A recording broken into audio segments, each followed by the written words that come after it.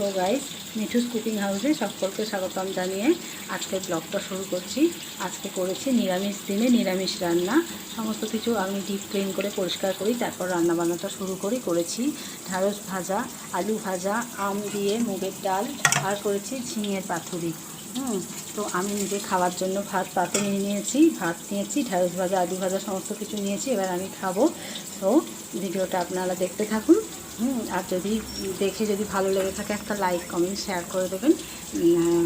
ভালো থাকবেন, সুস্থ থাকবেন, সাবধানে থাকবেন।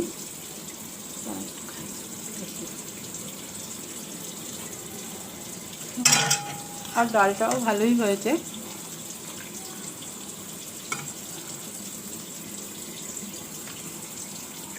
আর তোমরা কারা মুগের ডাল আম দিয়ে খাও কমেন্টে জানিও। সবাই বলে মসুর ডাল দিয়ে আম দিয়ে করে, কিন্তু আমি করেছি মুগের ডাল দিয়ে।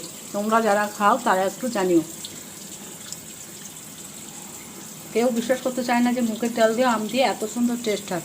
আপনারা একবার করে বানিয়ে খেয়ে দেখবেন, খুব ভালো হয়।